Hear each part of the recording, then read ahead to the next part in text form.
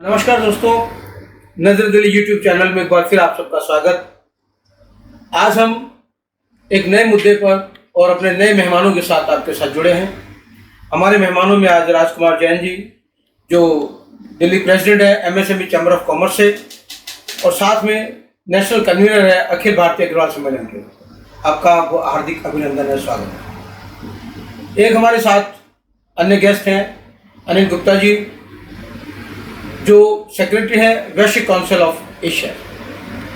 तो जैसे इनके नाम से भी स्पष्ट है कि दोनों व्यापारी वर्ग से बहुत ज़्यादा ताल्लुक़ रखते हैं। तो आज हम अपना विषय व्यापार से ही संबंधित स्टार्ट करेंगे कि जैसे आपने देखा है कि अभी पूरी दिल्ली का पूरे इंडिया में बल्कि पूरे वर्ल्ड में एक महामारी चलती आ रही है कोरोना के रूप में। और मैं सोचता हूँ कि सबसे ज़्यादा फर्क या सबसे ज़्यादा असर अगर हम कहें तो इस कोरोना महामारी का व्यापारी वर्ग पे बहुत ज़्यादा असर पड़ा है। तो आपको क्या लगता है कि जैसे आपकी जो काउंसिल है एमएसएमई चैम्बर ऑफ कॉमर्स, उसके तहत अगर हम बात करें तो व्यापारियों को क्या क्या दिक्कतें बहुत ज़्यादा जो महसूस हो रही हैं, वो क्या लगता है आपको? देखिए, हमारी जो चैम्बर है एमएसएमई चैम्बर ऑफ कॉमर्स, वो छोटे व्यापारियों से संबंधित ज़्यादा कार्य कर रही है और उन्हीं की भावनाओं का हम ध्यान रखते हैं। इसमें सबसे बड़ी बात यह है कि जो हमारे देश में जो छोटे व्यापारी हैं, जो कुल व्यापारी वर्ग है उसका 85% वो छोटा व्यापारी है, 15% ही मध्यम वर्ग या हाई लेवल के बड़े व्यापारी आते हैं। बड़े व्यापारी तो 2% ही हैं। 13% में जो मध्यम वर्ग के व्यापारी हैं वो आते हैं।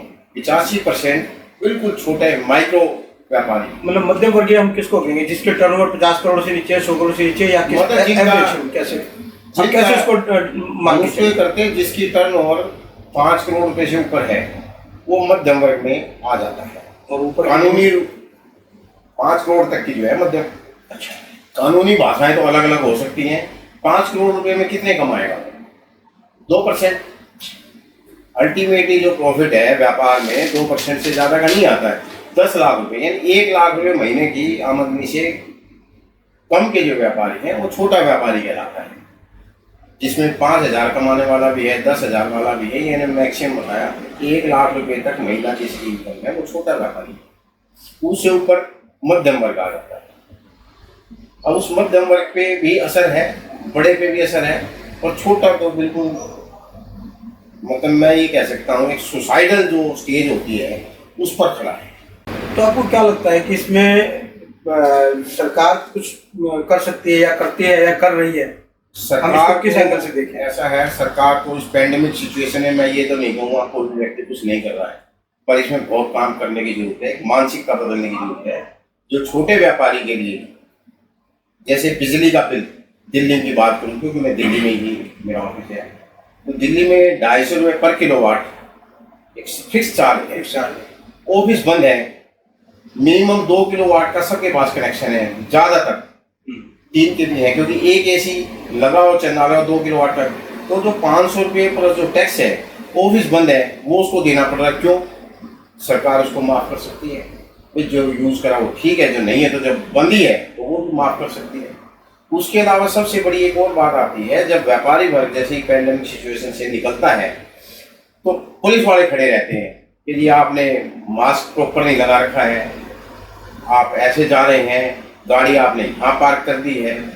बिल्कुल ठीक है, गाड़ी ठीक जगह पे पार्क होनी चाहिए, आपका स्कूटर है, कार है, बिल्कुल ठीक पार्क होनी चाहिए। पर क्योंकि जब सरकार ये कह रही है कि इलेक्ट्रॉनिक डिवाइस या एडवांस टेक्नोलॉजी में जब आवे, तो पुलिस वालों के पास भी कैमरा, सरकारी कैमरा या सरकारी डिवाइस होनी चाहिए जिससे वो फोटो खींचे। क्योंकि पुलिस वाले आज के जैसे पहले होमगार्ड वाले होते थे, आजकल ये दिल्ली सिविल डिफेंस के जो लोग हैं ये उनके साथ खड़े होते हैं, ये जबरदस्ती की दादागिरी करते हैं। आ जाओ जी, रुक जाओ जी, क्यों? उनके अथॉरिटी है, कोई अपना फोटो खींच लें, रील बना लें और अपना भेज दें। जिसने गलती करी है उसका हो जाएगा। पुलिस वाले कई बार आपस में बात करते जी हमारे पास तो वो टारगेट है, इतने 100 चालान करने हैं। अब वो जिसका कर दिया वो ठीक है, जबरदस्ती है। सरकार का एक कर्तव्य बनता है कि जब हम सबसे एक्सपेक्ट करते हैं, सरकार का जो सबसे प्राइम अधिकारी है हमारा पुलिस अधिकारी होता है, उसको एक डिवाइस जो है कैमरे टाइप की वो दी जाए जिससे वो खींचे, कोई यही ना कह सके कि मेरे साथ जाती हुई है। मैंने देखा कई दफा वो ट्रैफिक चालान वाले जो आते हैं, गाड़ी बिल्कुल अंदर खड़ी होती है, वो लड़के ट्रैफिक के जो हवलदार है वो तो बैठा रहता है गाड़ी में, वो लड़के जो 4 भाड़े के हैं वो उठाते हैं। वो ऐसी ऐसी जगह से गाड़ियां उठा लेते हैं जो उसके जुडिक्शन में नहीं है कि यहाँ पे नो पार्किंग है। वो कहते हैं हम तो ऐसे ही करेंगे, हमारा तो टारगेट है 3,000 रुपये, मतलब हमें 3,500 रुपये खर्चा ही तो हमें इकट्ठा निकलना है। यूजलेस ऑफेंस है। Useless offence. फिर दूसरी बात, मैं एक बात बड़े सहज सम्मान और जिम्मेदारी के साथ कहना चाहता हूँ कि पुलिस वालों को आप देखिए सड़क पे जब वो चालान करने के लिए खड़े हो जाते हैं, टीम बना के डर भय पैदा करते हैं, वो अपनी जो नेम प्लेट है, नेम प्लेट वाली पॉकेट पे अपना मोबाइल रखते हैं बड़ा, जिससे नेम प्लेट तो छुप जाती है। अब कंप्लेंट करें तो किसकी करें, उसका फोटो ले तो उसका नाम नहीं है। उच्च अधिकारी भी जो है, ईमानदार वर्ग है, वो कैसे कार्रवाई करें उन पे, क्योंकि एक बड़ा वर्ग इस टाइप का है। आप रात में जाइए, किस तरह लूट खसोट होती है। तो जैसे आप भी जनरल जी कि आप भी वेस्ट काउंसिल से जुड़े हैं, तो आपको क्या लगता है कि जो आज व्यापारियों के लिए सरकार ने बहुत कुछ कहा है, ये कर रहे हैं, और खासतौर से फ्री राशन भी बहुत बांटा है, तो इसमें आपको क्या लगता है, क्या फ्री बांटना चाहिए था, नहीं बांटना चाहिए था, या इससे किसको फायदा मिला है? फ्री बांटना चाहिए था तो उसमें अल्टीमेट जो व्यापारी को तो उससे कोई फायदा मिला नहीं। भाई व्यापारी को तो जब तक कि जैसे उसकी जीएसटी की रिटर्न जाती हैं, अगर उन्होंने कोई डिले, क्योंकि क्या है जो छोटा व्यापारी है उसके पास कोई सिस्टम तो है नहीं।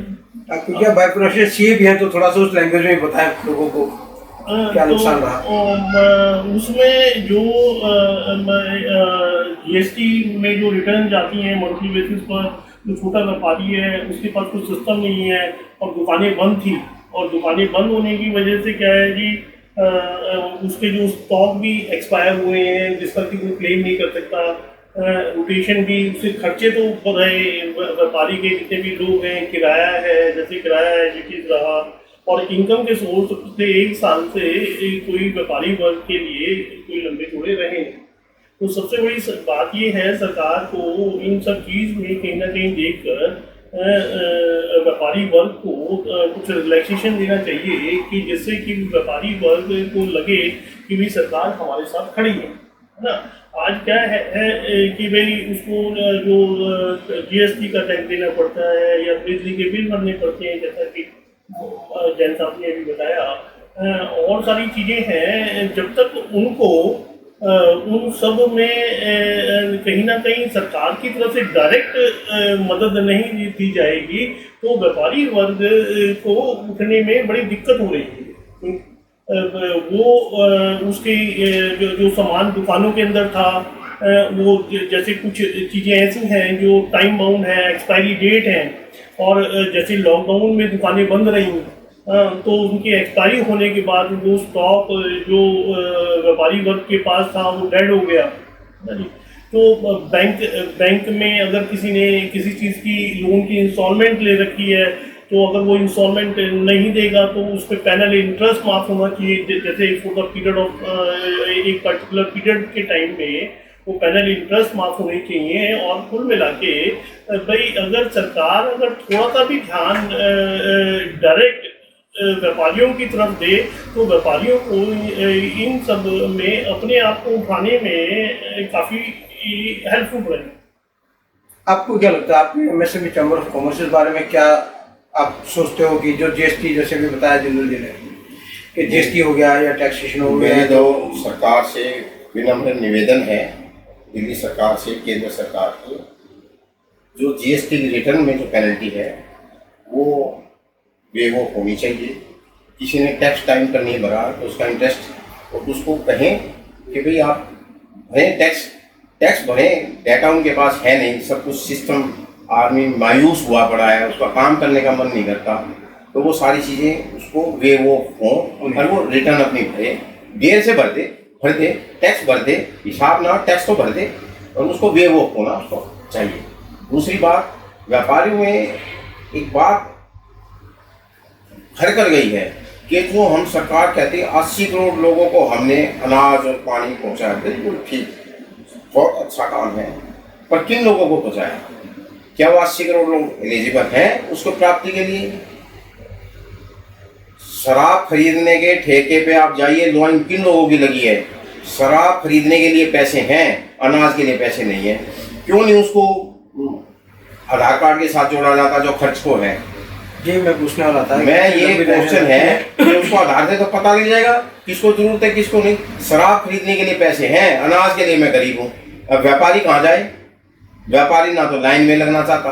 अरे व्यापार में जब 80 करोड़ लोगों को आपने फ्री कर दिया तो आप सबको ही कर दो ना फ्री, जिसको चाहिए ले जाए फ्री। कोई जिसको चाहिए ले आएगा, ये तो खत्म, मेरे को मिल रहा आपको नहीं मिल रहा। हाँ, ये क्या फर्क पड़ेगा? जिसको लाना होगा लाएगा, नहीं लाना हो नहीं लाएगा। कम से कम सरकार से कोई ये नहीं कह सकता कि मुझे नहीं मिला या इनको मिल रहा है, ये ऑब्लिगेशन खत्म हो जाएगा। क्योंकि लोग तो आते वैसे भी नहीं लेते, पर सबके जाए राशन विभाग में ले आए। तो मतलब एक चीज़ होनी चाहिए कि जितने भी देखा, जैसे हर बार लॉकडाउन खुलते राशन की तो शराब की दुकान के बाद 2-2 किलोमीटर मिला लग जाती है, 1-1 किलोमीटर मिला लग जाती है। तो मतलब ये ठीक है कि इसके पीछे एक कुछ ना कुछ राशनिंग सिस्टम शराब पे जरूर होनी चाहिए।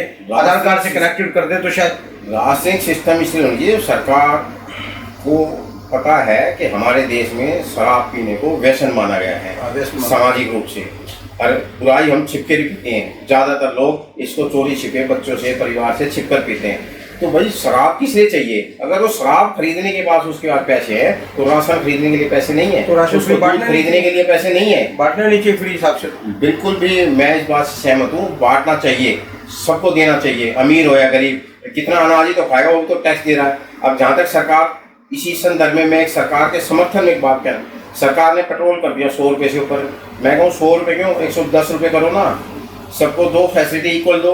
क्योंकि लोग टैक्स देंगे नहीं, सरकार वेलफेयर कैसे करेगी? कहीं ना कहीं।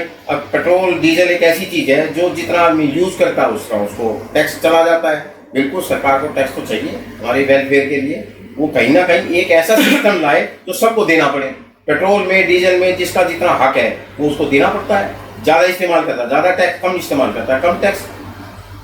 तो आपको क्या लगता है कि ये जो जैसे बता रहे हैं कि पेट्रोल डीजल के दाम इतने ज़्यादा बढ़ रहे हैं, तो आपके राय में क्या कहते हैं कि जस्टिफाई करता है कुछ या नहीं करता? भाई सरकार को ये बेसिक क्या है, महंगाई में ना पेट्रोल और डीजल दोनों डायरेक्ट हिट करते हैं। अगर डीजल कमर्शियल व्हीकल्स में यूज़ होता है और जब हम उसको कमर्शियल व्हीकल्स में यूज़ करते हैं और डीजल बढ़ता है तो अल्टीमेट एक आम आदमी पर उसकी ट्रांसपोर्टेशन की वजह से एक आम आदमी को उसको महंगाई को झेलना पड़ता है।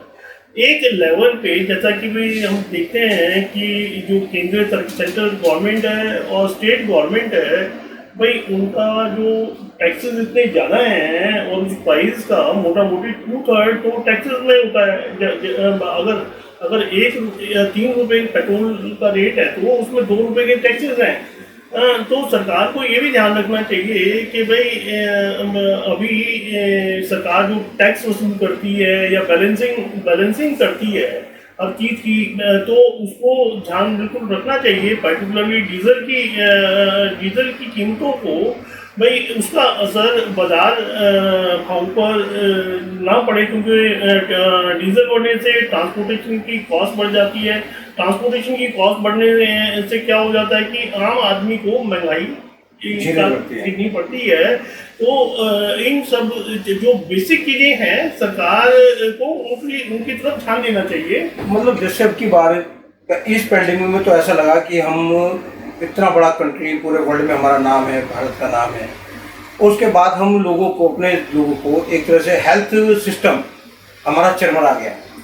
और अगर हम सरकारी डेटा के हिसाब से देखते हैं तो मुश्किल से 20 लाख से ज़्यादा की संख्या टोटल मिला के 30 लाख के करीब की संख्या मान लें कि जो इन्होंने दिखाया कि इतने हमारे पेशेंट बने कोविड के। और जांच बेशक कई करोड़ों की जांच हुई, सब कुछ हुआ, और अगर उसकी परसेंटेज देखें तो 2% भी नहीं बैठती अगर हम पॉपुलेशन के हिसाब से उस परसेंटेज को देखते हैं। तो जब हम 2% में हम ये मान के चलते हैं कि हमारी सरकार लगभग फेलियर पोजिशन में आ गई, क्योंकि हर तरफ त्राही मच गई, लोग मर रहे थे, कमियों से मर रहे थे, तो क्या अगर लगता है कि अगर वाकई में पैंडेमिक 4 या 5% हो जाता तो उस वक्त हमारी स्थिति क्या होती? आपको क्या लगता है कि उसमें किसका फेलियर था, ये सरकार का, लोगों का, या जो पैंडेमिक मीडिया ने, इलेक्ट्रॉनिक मीडिया ने भी इतना पैंडेमिक क्रिएट किया इसको, या क्या लगता है क्या होना चाहिए था इसमें कौन फेलियर इसकी कई कैटेगरी? बातें अलग अलग हैं। हाँ, मैं इसको विस्तार से बताना चाहूँगा, तो मैंने बड़ा ऑब्जर्व किया है। सबसे पहला तो हम बात करें मजबूती की। आज हमारे देश में जो वैक्सीनेशन हुई 36 करोड़ क्रॉस कर गई, जो पूरे वर्ल्ड में सबसे ज़्यादा है। रिकॉर्ड है। और इसके लिए हमारे अधिकारी, चाहे वो प्रशासनिक अधिकारी हो, चाहे वो डॉक्टर्स हो, चाहे वो हमारे वैज्ञानिक हो, चाहे सरकार के मंत्री, एमएलए, एमपी, सब इसमें बधाई के बात करें कि चाहे जितने भी हम लटक झटक करके रहें, और इस स्थिति में आ गए कि आज हमारा वर्ल्ड रिकॉर्ड हो गया है कि हम अमेरिका से भी आगे निकल गए। जहाँ पे इतने एडवांस सिस्टम है, उनके सिस्टम चरमरा गए। हमारा सिस्टम तो कहीं भी स्टैंड नहीं करता था, हमें तो कोलैप्स नहीं होना था। पूरा वर्ल्ड कोलैप्स हुआ, हम तो कुछ भी कोलैप्स नहीं हुए। कुछ हमारे यहाँ एक गड़बड़ है कि जो मुख्य गड़बड़ है, हम जल्दी ही हाइपर हो जाते हैं। मुझे क्रोसिन की एक टेबलेट की ज़रूरत है या एक पत्ते की ज़रूरत है, वो पता नहीं 10 पत्ते खरीद के ला रहा हूँ। अरे भैया एक ले आओ, जिस दिन ज़रूरत हो फिर ले आओ। इसी तरह वैक्सीन में, दवाइयों में, और दवाइयों में, ऑक्सीजन में, कंसनट्रेटर में 15,000 रुपये का कंसनट्रेटर 2-2 लाख रुपए का तक का बिक गया, जो मेरे सुनने में आया। क्यों बिका? ऐसी क्या ज़रूरत थी? वो एकदम इतना हाइपर, इतनी डिमांड हो गई कि वो बिक गया सब कुछ। क्या ये उचित है? ये हम लोगों की भी कमी है, बिना जरूरत के लोगों ने करें। मैं ये इससे हमें बचना चाहिए। अब दूसरी बात आते हैं, हमारे वैज्ञानिकों ने बहुत कम समय में वैक्सीन बनाई। अब हम कहते हैं मोदी जी की नेतृत्व में जो काम हुआ, मैं इस नेतृत्व का धन्यवाद भी करता हूँ, क्योंकि नेतृत्व से ही देश चलता है। वैज्ञानिक पहले भी वही थे, आज भी वही है, देश पहले भी वही था, आज भी वही है, हम भी वही हैं, पर नेतृत्व में गतिशीलता थी तो ये सारी चीज़ें संभव हो पाई। उनको जो फैसिलिटेट किया गया तो वो कर पाए ये काम। ऐसा नहीं है पिछली सरकारों ने काम नहीं किया, उन्होंने भी जो किया, पर उस कमियों को जो नरेंद्र मोदी जी की सरकार ने, नरेंद्र मोदी जी ने नेतृत्व प्रदान किया, वो मल्टीपल में ले गया, इसलिए वो बढ़ाई के पात्र हैं। तो एक चीज़ और आई है साहब, आप बताएं कि जैसे पेंडेमिक में व्यापारी भी दुखी रहा, चाहे छोटा हो, बड़ा हो, किसी भी तरह का हो, और जो सरकार ने जैसे भी जैसा बताया 80 करोड़ लोगों को भोजन पानी दिया, तो वहीं पर एक वर्ग ऐसा निकल के आया जिसने किसी को भी, जहाँ तक मैं सोचता हूँ, कोई भी सपोर्ट नहीं करी या मदद नहीं करी।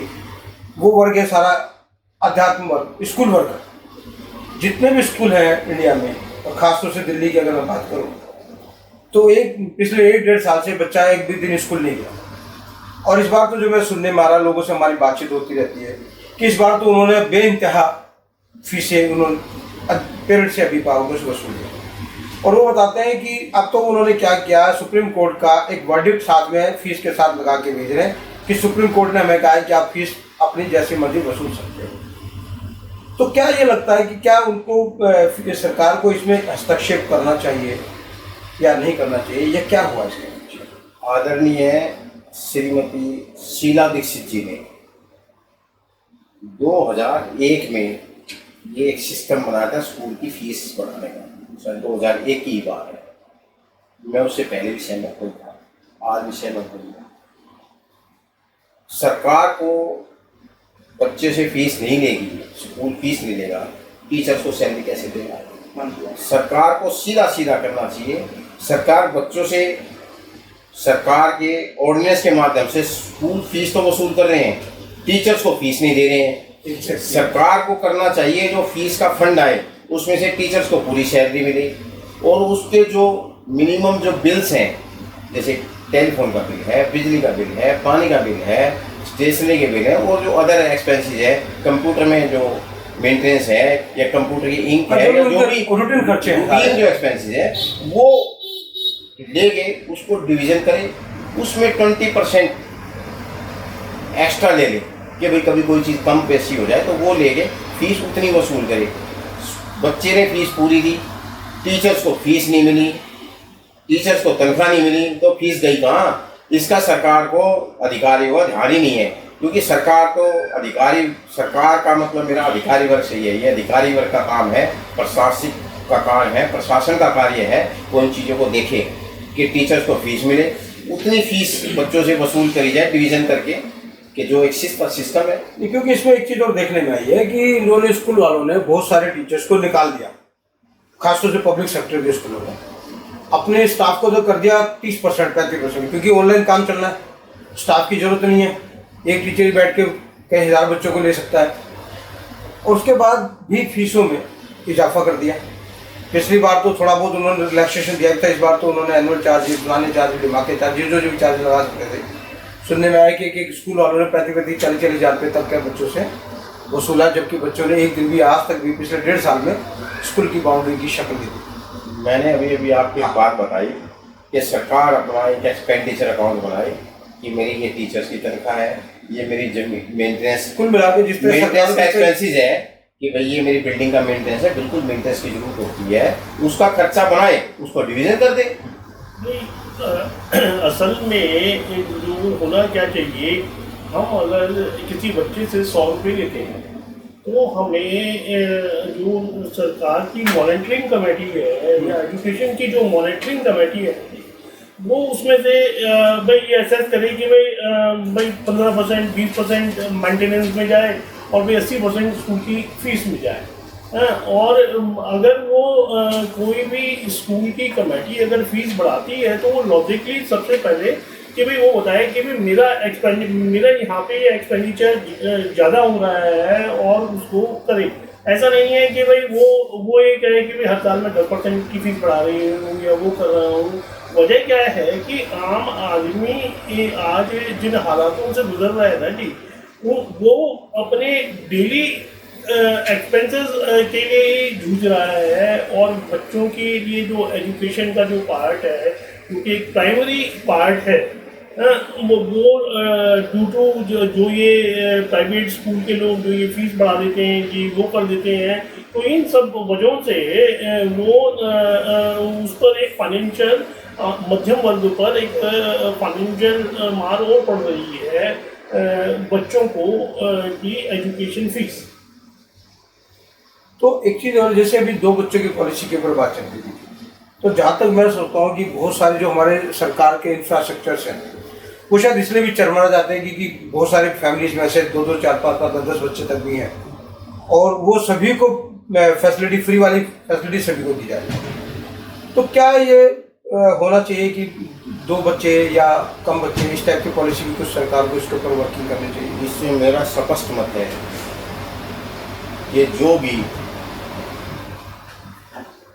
MP, MLA या सरकार राजनीतिक रूप से जो सरकार फॉर्म हुई है, अगर वो किसी को फ्री देना चाहता, अपने पार्टी फंड से दे, सरकार के पैसे से क्यों दे? जिस व्यक्ति ने अपने 2 बच्चे पैदा करने के लिए मेहनत करी, 2 बच्चे पैदा करे और वो मेहनत कर रहा है अपने बच्चों की वेलफेयर के लिए, अच्छे से पढ़ा रहा है, अच्छे से खिला रहा है, तो वो तो सारा उसका व्यर्थ है। जिसने कुछ करना नहीं, बच्चे पैदा करता जा रहा है, उसकी हैसियत नहीं है बच्चे को पालने की, तो बच्चे पैदा क्यों कर रहा है? सरकार उनकी क्यों नहीं ज़बरदस्ती नसबंदी करती या उसको सारी फैसिलिटी बंद करे? और फिर उसके बावजूद भी सरकार देना चाहती है तो सरकार जनता के टैक्स के पैसे में से ना दे, सरकार अपने पार्टी फंड से दे, अपनी पॉकेट से दे। जैसे लोग धर्मादा चैरिटी करते हैं, चैरिटी करे ना, चैरिटी सरकार की जो टैक्स के पैसे उसमें से क्यों करे? क्योंकि आज जो भी मैनिफेस्टो बनाते हैं, तो जिनसे आप बताएं कि जैसे मैनिफेस्टो कोई भी पार्टी बना रही है, चाहे आम आदमी पार्टी है, कांग्रेस है या बीजेपी है, उनके मैनिफेस्टो में ये होता है कि जब हम चुने जाएंगे इस होगा तो हम ये चीज़ फ्री करेंगे। तो सोचने की बात है वो फ्री कैसे करें, क्योंकि अब कोई बनाते, जैसे जैन साहब ने बोला कि भाई मैं इस फंड और टैक्स पेयर का खर्च हो रहा है उसके अंदर। मैं इस बात पर ये बोलना चाहता हूँ कि देखो, सरकार को आदमी को फ्री फैसिलिटीज नहीं देनी चाहिए। वो क्या बेशक वो आरक्षण हो या और चीज़ें हैं, आदमी को भाई उस लायक बना देना। उसको अगर हम कोई भी फ्री फैसिलिटीज दे रहे हैं तो हम अपने समाज को बसाकियों पे खड़ा कर रहे हैं।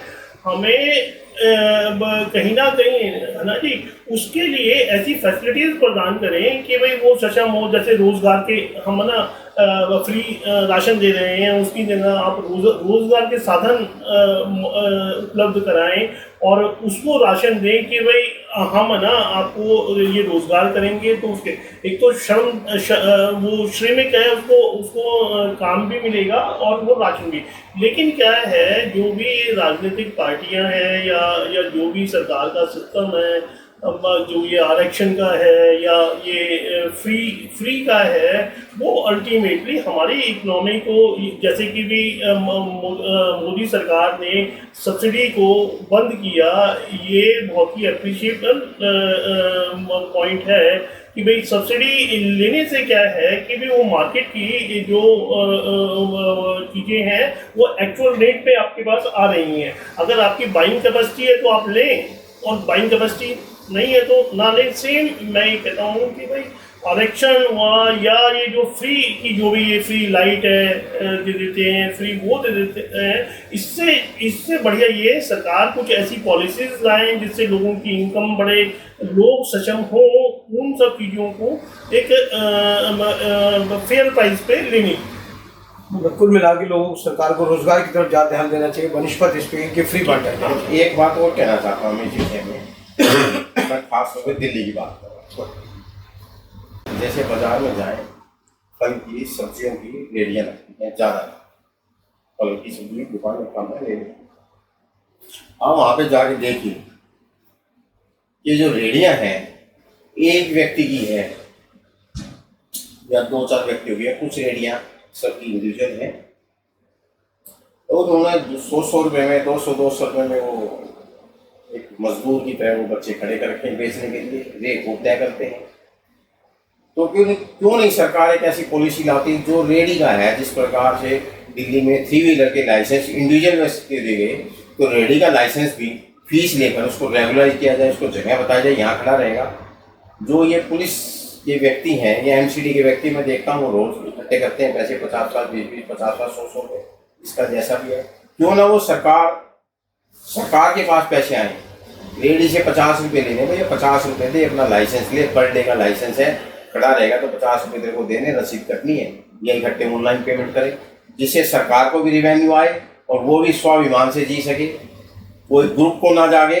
व्यक्ति जो भी जिए 500 रुपये कमाता 500 रुपये में भी जिए, 200 तो मिल ही रहे हैं उसको, तो इससे बैलेंस भी बनेगा, रेट भी ठीक रहेंगे, सरकार के पास रिवेन्यू भी आएगा। इसमें एक बात और भी है, बड़ी कड़वी है, दिल्ली में रिहायशी इलाके हैं,